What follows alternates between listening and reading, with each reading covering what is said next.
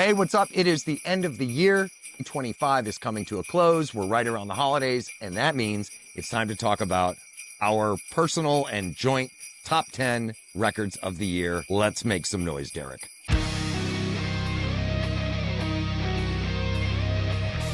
So I think we're going to piss people off, and I think we're going to make some people hot and bothered, very excited. I think that's accurate, yeah. Yeah, probably nothing in between. Super horny or super disappointed. Yeah. And that's about it. I'm not sure about your list, but I know that I have got a couple albums on my list that will definitely have some people questioning my judgment. There is no doubt about that. So it is what it is. This is what I was into this year.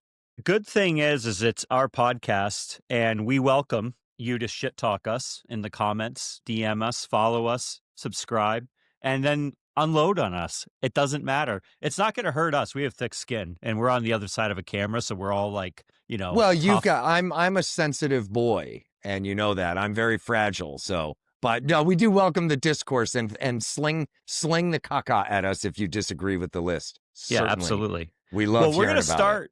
Let's start with honorable mentions. What we're going to do is we're going to go back and forth. We're going to start at honorable mentions, go from 10 down to 1. Okay. And then there is a point structure. And the way it works is number 1 is worth 10 points. Number 10 is worth 1 point. And everything in between has either 1 to 10 points. Yep. Right. So, I think it's going to be an interesting exercise, and we haven't gone through and talked to each other yet. So it's going to be all news to us. Yeah. So, yeah. All right. Well, what's your first honorable mention?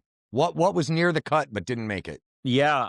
Love Your Witch, Radio Fantasia. Their tones are very doom metal-y, but they have some prog in there and some thrash, and I really, really like them a lot. And they came out a couple weeks ago. This record came out. Great record. I like what I've heard. Yeah, very good. My first honorable mention, I've got 2, and this one, I feel like it absolutely would have made my list under slightly different circumstances. It's Immutable from Meshuggah. It's the reissue on the new label. And as badly as I wanted to put it on as a 2025 album, it really isn't. It's from 2023. Barring that technicality, of course, it would have been at the top of my list, but it isn't. So, Immutable by Meshuggah. You got any other honorables? I do. Orbit Culture, Death Above Life. Again, this was barely out of the top 10. Great record. We covered it. So, yeah. Okay.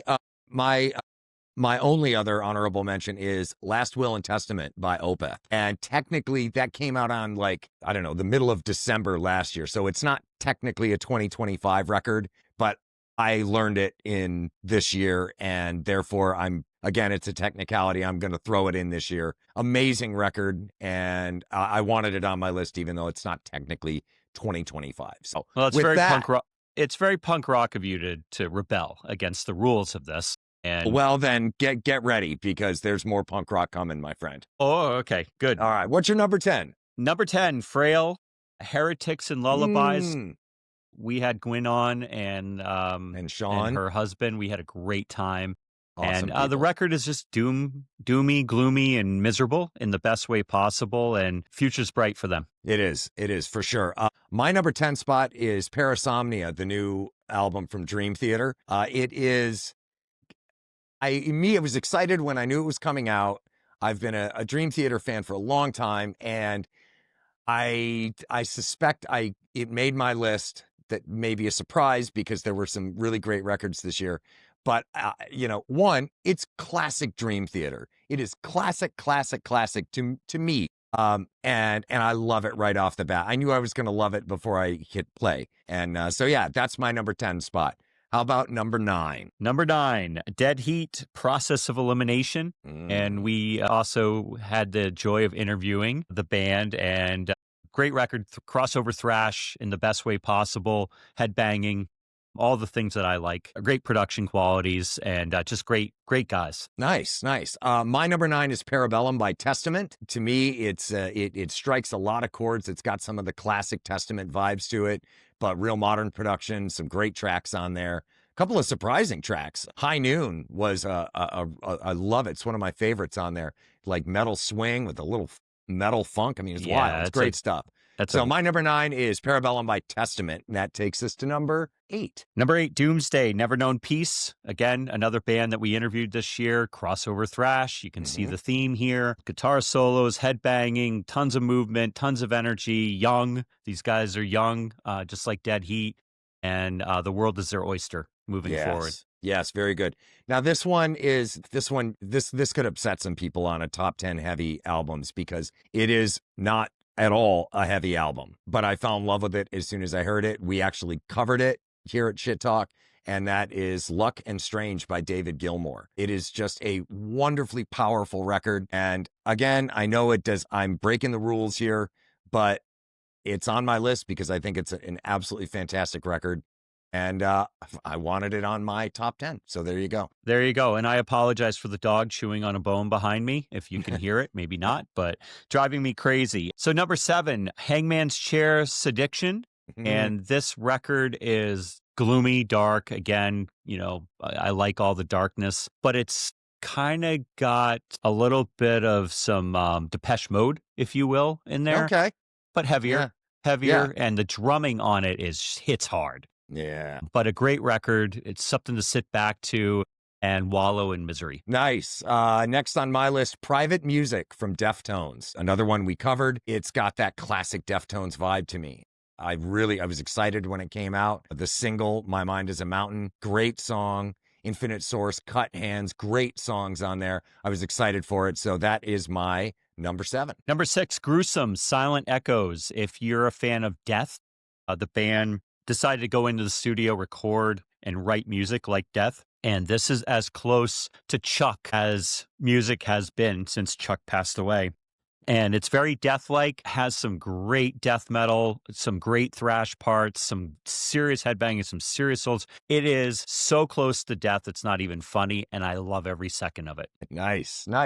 Okay, so my number 6 is one that for you will definitely be controversial. Even in Arcadia from Sleep Token. Again, there's an awful lot of this record that is not heavy. My God, see? I knew it was going to get that reaction out of you. It's barf worthy to me, but I'm glad people like it. I don't understand how. And actually, the more I listen to him, the more I can't stand that dude's voice. But yeah, the more you don't like it. Yeah. Well, I won't say you're in a minority, but people are loving this album. I mean, I pulled up some of their spin counts earlier today, and they're, tracks with 130, 150 million spins. The album's resonating with a lot of people. Again, is it a heavy album? No. Is there heavy stuff on the album? Yes, there is. And I love it. I think it's a great record. And that's why it made my top 10 list. And you are cheesy, just like the band. I'll take it. I'll wear the badge. All right, number 5. Soulfly, Chama. Again, this is a dirty, grubby record. Max went back to more of his roots, if you will, but modern and not as tribal. A little tribal in there, but a great record, front to back. A great return for Soulfly, and excited that it made my list. Yeah, always good to get stuff from Max. I don't care what band it's with. Let's see. My number 5 is Struck Dead, the EP from Trivium.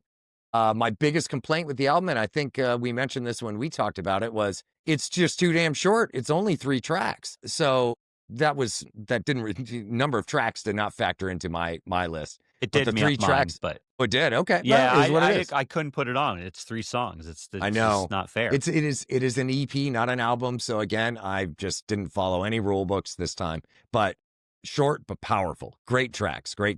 Number 4, Deftones, Private Music. Again, this to me is the strongest Deftones record in a very long time. I love Infinite Source.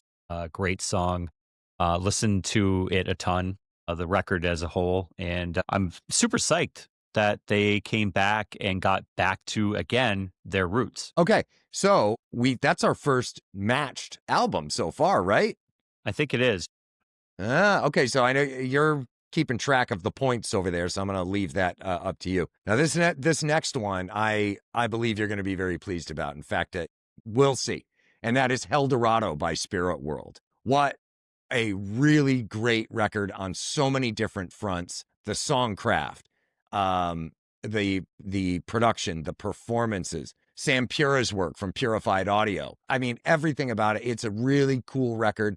I like it because there's tracks on there that, while not metal, are different, and they're cool. They're just cool tracks. Very social D to me. Yeah. Right? Yeah. Yeah. Bird So Song that, Dame Death. Yeah. yeah, that's definitely mine for Spirit World anyway. Waiting on the Reaper is amazing. No Vacancy in Heaven, amazing. And a couple of the songs that are not, heavy. Like I said, they're great tracks, even though they're not traditional metal on any level.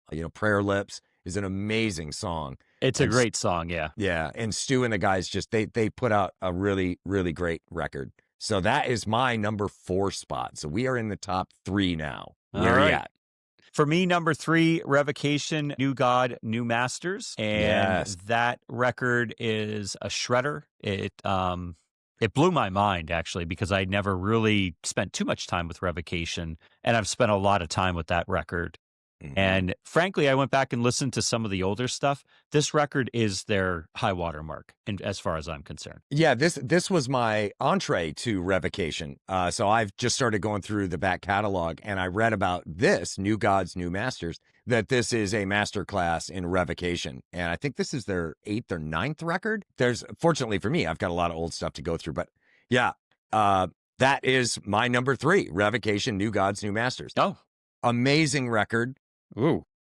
Love the songcraft. Dave Davidson is an absolute monster guitar player, incredible vocalist, and he writes great music. So, yep, that is my number 3 as well. That takes us to your number 2. Number 2, Testament Parabellum. Love Testament. I've always loved Testament. I know, and this record, they definitely went back to their roots a little bit, some classic guitar. They spun up some black metal in there a little bit, but they stayed true to being a thrash band from California. And I just think this record is one of the best records they've probably done since Dark Roots of the Earth, and loved that they put it out. It's a wonderful record. Right on. Well, cool. Yeah, that was in my number 9 spot. So you got math to do here so far. So near the top of your list, near the bottom of my list, but on both nonetheless. My number 2 album for 2025 is Where Only the Truth Is Spoken by Malevolence. I am a big, big fan of these guys. This album is packed with super tight performances. The production is absolutely killer. Josh Baines is one of my new favorite guitar players. He is just an animal on the guitar, and it is a great record, super powerful. And yeah, so Malevolence, Where Only the Truth Is Spoken, in my number 2 slot, which takes us to our individual number 1s. What is your top album of the year? The fact that I haven't said Spiritworld, helldorado yet is an indication that it is my album of the year. And when I looked at my Apple Music, it wasn't even close. And I've listened to this record pretty much nonstop since it came out, and it hasn't stopped. And it was the same thing last year with Blood Incantation, Absolute Elsewhere. I listened to that nonstop, and I'm still listening to it nonstop. Yeah, Spiritworld, helldorado, my album of the year. Stu, fantastic. And if you end up getting the top spot, maybe we'll put together some kind of goofy, stupid trophy to send out. We'll see. We had Stu on a while ago, and would love to have Stu back on again. A great band, and they're doing stuff that maintains a lot of the hallmarks of heavy music, but they are not afraid to go somewhere new and try something different, and it still sits really nicely within the context of the album. So your number 1, I guess I'm not surprised by that. I was surprised that it didn't occur to me that you hadn't said it yet, but great. My number 1, Death Above Life from Orbit Culture. What an absolutely phenomenal record. Again, same as with Malevolence, super tight performances. It is a really well recorded album. The production is top notch, great songs on there. And it was a tough one for me to move Orbit Culture and Malevolence back and forth in the 1 and 2 spot, because they are just such heavy, crushing records. But that means that we have run through our lists. I would assume you're doing the math or have done the math. What is our aggregated top album of the year? Well, let's start. We'll do our top 5, and our top 5 based on the points. And again, 10 for number 1 and 1 for number 10 is the points. So Orbit Culture's Death Above Life is number 5, Okay. which is cool. The Deftones Private Music is number 4. Okay. Testament Parabellum is number 3. Uh-huh. And Revocation New Gods, New Masters is number 2 at 16 points. And number 1 is Spiritworld, Helldorado with 17 points. And you and I agreed on a pretty darn good top 5. I think so, yeah. That's a pretty tight gap between the top 3. Yeah. That's amazing. Well, Stu, you and the boys, you done good. You done real good. Not to that you need a couple of jackasses like us to tell you, but what a great record. Great record. And all these records that we've mentioned are awesome. I think it's, we'd be remiss to not say, there are literally probably about 50 records that I really like that I put into my top albums for the year. There was a lot of good music out there. You just have to look for it. You really do. And, again, I brought up my friend Matt. He's like, I can't wait for the new Down. Go out, listen, and ye shall find. There's, again, my list here goes on and on and on of great records. And I keep burping up coffee, and I'm sorry. But it's just unbelievable how much good music there is. Dig, look, and ye shall find. We're lucky in that, and you've mentioned this before, we're lucky that we have access to some albums before they come out, and we don't take that for granted. But as you said, you can go on Spotify. I'm a Spotify guy, you're an Apple Music guy, but you can go on there and listen to the new releases every week. They put together playlists for you of all the new stuff. So, you do have to dig a little bit to find what it is that scratches your itch. But the music's out there if you're willing to take a little bit of time. And you clearly, a lot of the stuff on your list, maybe not a lot, but a healthy amount is not albums we reviewed. So, I mean, it's there. You're one of those diggers. You will search for music until you find what you like. Well, and I'm one of those assholes that's up early in the morning, and I'm up at 5, 6 o'clock, and I'm listening to it, and I'm texting you because I know that you don't have notifications on, but I'm sure you wake up a lot of times with me sending some kind of music. Yeah, it happens all the time. Yeah. Yeah. And I know I know you don't get mad about it, but yeah, I love listening to music. I always have. And I think a lot of people do, especially with the world being so at each other's throats at all the time. So music is a great release. I'm just curious, what are you looking forward to that's coming out next year? Do you have anything that you're excited about? I don't. It's hit as grown-ups. We hit these points in life. It's just life where you don't have a little time. You sometimes feel like you just barely have enough time to get the stuff done that you have to get done without getting into fun personal stuff outside. And I've kind of been in that mode the last couple of months. So I've not really done a whole lot of searching about what's going to be popping in the early part of the year or the middle or the end of the year. So I don't have a whole lot of stuff on my radar. I have wishes for stuff that I want to come out. I'm still waiting for a new full album from formerly known as the Dolly Thundering Concept, now just known as Dolly. They've given me some singles and I'm super happy about them, but I really want the full package. But what about you? Yeah, I'm looking forward to Car Bomb. And wherever these singles have ended up, if it's an album or whatever it is. Typo Negative's live record is coming out next year on Nuclear Blast, as Johnny let us know.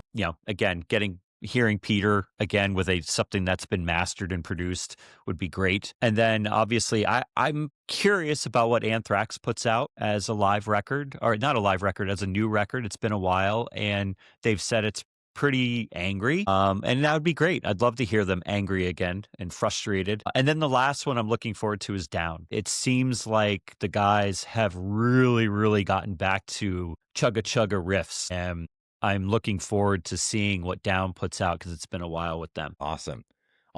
Well, we, full disclosure, we are probably going to take a couple of weeks off, and so you may not get another review from us. Then again, we may surprise ourselves and jump on and do something here. So for our friends and our family and our shit talk family that we've built over the last couple of years, I think I can speak for Derek when I say we wish you a fantastic holiday season. We hope that you all get to spend a whole ton of time with all the people you want to spend time with, and none of the people you don't. And on that front, you and I have had deaths this year close to us. And it is a reminder to live, right? Yeah. You are not living to work, you're living to live. and make sure that you take that time with the people you want to spend time with, and don't say no. Go out and do whatever it is you want to do, and make the most of every day. Okay? Yep. I love it. Well said. Well, on that, have a wonderful holiday, whatever it is you celebrate. And, well, you'll see us again when you see us again. That's it. All right. Happy holidays, brother. Cheers.